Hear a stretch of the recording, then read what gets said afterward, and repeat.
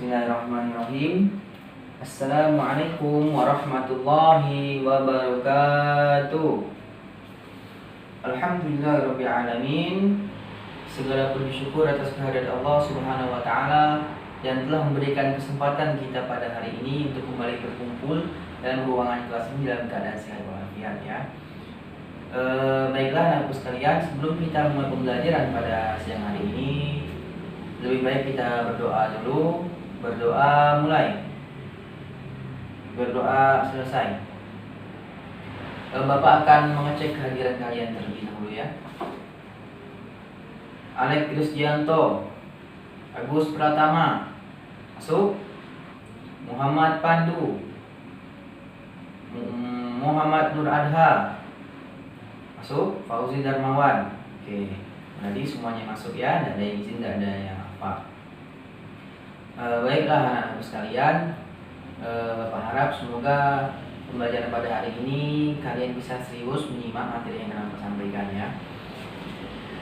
Bapak ingin bertanya kepada kalian nih, tahu nggak pertemuan hari ini kita akan bahas materi tentang apa?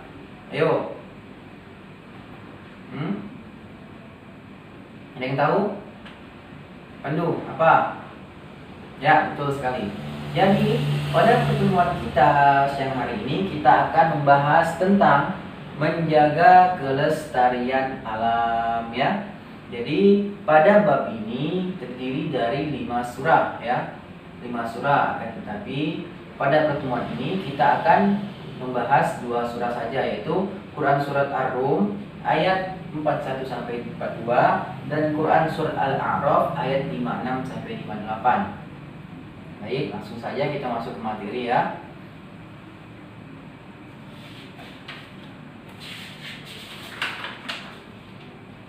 Pandu, tolong Bapak bacakan Quran surah Ar-Rum ayat 41 sampai 42. Ya, Bapak ucapkan terima kasih kepada Pandu yang telah membacakan Quran surah Al-Rum ini dengan sangat baik dan juga benar. Nih ya, kita akan coba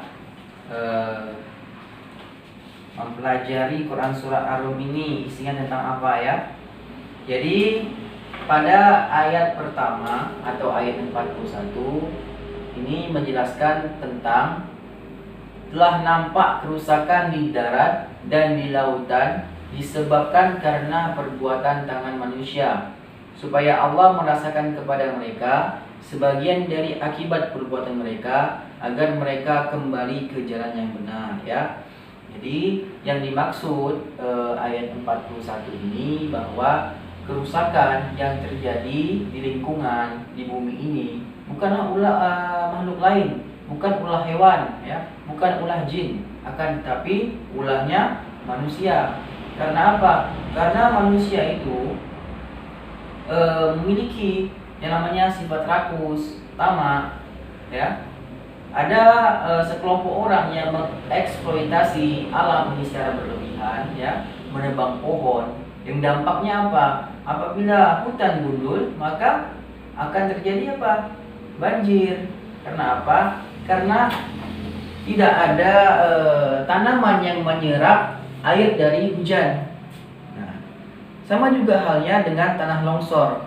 Tanah longsor itu disebabkan oleh apa? Oleh hutan yang telah gundul. Karena apa? Karena tidak ada akar-akar pohon yang menahan tanah yang terkena hujan, sehingga terjadilah longsor ya.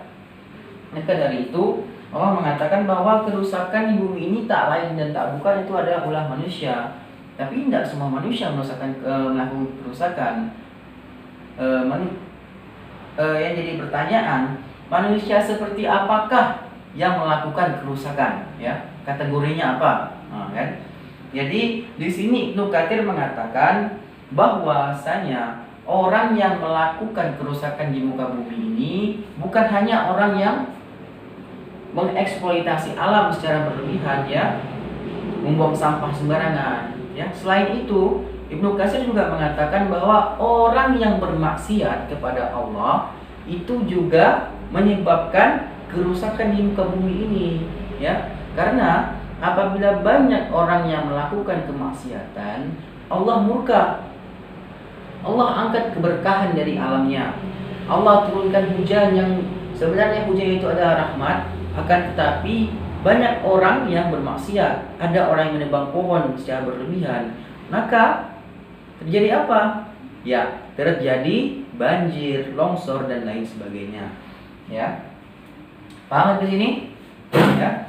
Yang perlu diingat tadi ialah bahwasanya orang yang melakukan kerusakan itu bukan saja orang yang melakukan pengeksploitasian, tetapi juga orang yang bermaksiat itu termasuk dalam kategori orang yang melakukan kerusakan.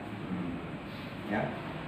Kemudian Dr. Wahban Al-Zuhaili di dalam tafsirnya menjelaskan bahwa yang dimaksud dengan al-fasad adalah semua bentuk kerusakan dan kondisi tidak nyaman yang terjadi di muka bumi ini, mulai dari perubahan musim yang tidak tentu, maksudnya cuaca ekstrim, kemarau dan lain-lain. Ya.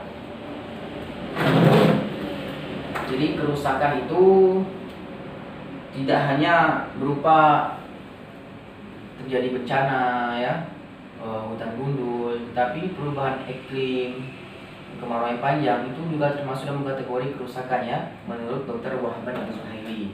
Ya, lanjut kepada ayat yang 42. Katakanlah, adakan perjalanan di muka bumi dan perhatikanlah bagaimana kesudahan orang yang terdahulu. Kebanyakan dari mereka itulah orang-orang yang mempersekutukan Allah, kan? Jadi pada ayat ini menerangkan bahwa kita diperintahkan oleh Allah Subhanahu wa taala untuk mengingat atau mengambil ibrah dari kisah-kisah umat-umat terdahulu di mana mereka ini melakukan kerusakan, ya. Kerusakan apa? Kerusakan moral, ya, kerusakan iman dan kerusakan lain-lainnya, ya. Di sini Allah mengatakan bahwa orang-orang yang mempersekutukan Allah. Artinya apa? Orang yang mempersekutukan Allah berarti dia bermaksiat kepada Allah. Apabila dia bermaksiat, maka Allah cabut keberkahan di alamnya, di tempat dia tinggal. Maka terjadilah bencana. Sampai sini paham? Oke, ya. Ada yang ingin tanyakan? Baik, jika tidak ada yang tanyakan, Bapak anggap kalian paham, ya, pada Quran surat Ar-Rum ini. Selanjutnya Quran surat Al-A'raf, ya. Tadi kita Quran surat Rum ayat 4142, kemudian Quran surat Al-A'raf ayat 56 sampai 58. Oke. Adha tolong bacakan.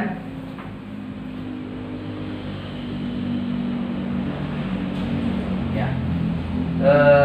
Terima kasih kepada Adha yang telah membacakan ayat Al-Quran tadi. Bacaannya sudah cukup bagus. Tingkatkan lagi kemampuan membacanya dengan sering-sering baca Al-Quran. Baik. Pada ayat ke-56, artinya ialah, dan janganlah kamu membuat kerusakan di muka bumi, sudah Allah memperbaikinya, dan berdoalah kepadanya dengan rasa takut tidak akan diterima, dengan rasa takut yang maksudnya tidak akan diterima, dan harapan akan dikabulkan. Sungguhnya rahmat Allah amat dekat kepada orang-orang yang berbuat baik. Jadi pada ayat ini menerangkan bahwasanya Allah melarang manusia melakukan kerusakan di muka bumi ini setelah Allah melakukan perbaikan. Maksudnya apa? Maksudnya setelah umat-umat terdahulu melakukan kerusakan, ya, bermaksiat kepada Allah. Nah, setelah itu Allah turunkan azab kepada mereka, ya. Contohnya pada kaum Sodom, kan? Allah turunkan azab, Allah tenggelamkan mereka, kan? Alamnya hancur, rusak. Kemudian apa? Allah suburkan lagi, ya. Allah perbaiki lagi keadaan alamnya. Maka dari itu Allah mengatakan, janganlah kamu melakukan kerusakan setelah Allah memperbaikinya. Maksudnya, janganlah kalian mengulangi perbuatan tercela yang dilakukan oleh kaum-kaum sebelumnya. Kemudian ayat ke-57, dan dialah yang meniupkan angin sebagai pembawa berita gembira sebelum kedatangan rahmatnya, ya. Dialah itu ialah Allah, ya. Allah itulah yang menciptakan angin. Angin Allah ciptakan untuk membawa kabar gembira, yaitu hujan, ya. Hujan kalau itu rahmat, maka dia akan menyuburkan tanaman. Tapi kalau hujan yang menurunkan azab, menyebabkan azab, itu adalah hujan yang Allah berikan kepada orang yang bermaksiat. Hingga apabila angin itu telah membawa awan mendung kami halau ke suatu daerah yang tandus, ya. Lalu kami turunkan hujan di daerah itu, maka kami keluarkan dengan sebab hujan itu berbagai macam buah-buahan. Nah, karena apa? Nah, karena di tempat itu diisi atau dihuni oleh orang-orang muslim yang senantiasa mengesahkan Allah. Kemudian pada ayat ke-58, dan tanah yang baik, tanam-tanamannya tumbuh subur dengan izin Allah, dan tanah yang tidak subur, tanam-tanamannya hanya tumbuh merana, ya. Jadi semua ciptaan Allah ini, baik itu subur atau tidak, itu adalah kehendaknya Allah Subhanahu wa taala. Kembali lagi kepada manusia, apabila ia melakukan kebaikan, bertakwa kepada Allah, maka Allah akan turunkan keberkahan pada alamnya dan sebaliknya. Penjelasannya yaitu Allah melarang hambanya membuat sedikit pun kerusakan di muka bumi ini, sebagaimana ulama tafsir menjelaskan bahwa al-fasad yang dimaksud dalam ayat ini mencakup semua jenis kerusakan, baik itu kerusakan alam, kerusakan moral, kerusakan akhlak, kerusakan iman, dan kerusakan lain-lainnya, ya, yang ataupun kerusakan yang bersifat maknawi. Kemudian al-islah itu artinya perbaikan yang dimaksud dalam ayat tersebut juga mencakup pengertian bahwa maknawi dan materi. Seperti dalam ayat tersebut juga mencakup pengertian maknawi dan materi, seperti utusnya para nabi dan rasul dan munculnya golongan orang-orang yang saleh yang konsisten di bidang dakwah, ya. Jadi setelah Allah mengazab orang-orang yang melakukan maksiat, maka setelah itu Allah utus para nabi dan rasul untuk menyempurnakan atau memperbaiki keadaan tersebut, ya, sehingga muncullah golongan orang yang saleh yang konsisten berdakwah kepada Allah Subhanahu wa taala. Baik, sampai di sini ada yang ditanyakan? Kalau tidak ada yang ditanyakan, Bapak agak paham, maka akan Bapak kasih sedikit tes untuk menguji apakah kalian benar-benar paham atau kalian pura-pura paham. Baik, catat soalnya. Yang pertama, jelaskan pengertian fasad secara umum. Yang kedua, sebutkan beberapa sifat orang munafik. Yang ketiga, siapakah yang berbuat kerusakan yang dimaksud oleh Ibnu Katsir dalam surah Ar-Rum ayat 41-42. Kemudian yang keempat, apa yang dimaksud dengan al-islah, perbaikan dalam surah Ar-Rum ayat 56-58. Waktu 3 menit. Oke, selesai. Silakan nomor jawabannya ditukar kepada teman sebelahnya. Kita koreksi langsung. Yang pertama, jawabannya, jelaskan pengertian fasad secara umum. Fasad menurut ulama tafsir adalah mencakup semua jenis kerusakan, baik secara maknawi maupun bersifat materi. Kemudian soal yang kedua, sebutkan beberapa sifat orang munafik, ya. Di sini ada 4 ciri-ciri sifat orang munafik. Yang pertama, bila berkata ia berdusta, bila berjanji dia mengingkari, bila diberi amanah dia khianat, bila berselisih dia berbuat zalim. Kemudian yang ketiga, siapa yang berbuat kerusakan? Yang dimaksud Ibnu Katsir dalam Quran surah Ar-Rum ayat 41-42, yaitu orang yang berbuat maksiat, ya. Orang yang bermaksiat itu juga termasuk orang yang melakukan kerusakan, karena Allah akan mengangkat keberkahan pada alamnya. Kemudian yang keempat, apa yang dimaksud dengan al-islah atau perbaikan dalam surah Al-A'raf ayat 56-58? Jawabannya adalah salah satunya diutusnya seorang nabi untuk berdakwah menyuruh kepada kebaikan. Oke. Apabila jawabannya sesuai, kasih poin 25. Apabila mendekati, kasih poin 10. Apabila salah, tidak usah dikasih poin. Oke, silakan kumpulkan. Ya. Baik, sudah mengumpulkan semua? Oke. Berhubung waktu kita hampir habis. Apakah ada yang ingin ditanyakan? Bapak silakan. Kalau tidak ada yang ingin ditanyakan, Bapak rasa sudah paham. Bapak tekankan sekali lagi bahwasanya jangan pernah malas untuk belajar. Teruslah belajar. Jangan pernah putus asa. Selain belajar, jangan lupa juga beribadah kepada Allah, mohon kepada Allah diberi kemudahan untuk memahami setiap pelajaran. Dan selalu diingat, ini jadikan motivasi bagi kita dalam belajar. Orang tua menanti keberhasilan anaknya. Ingat itu. Jangan buat orang malu karena akibat ulah kita, ya.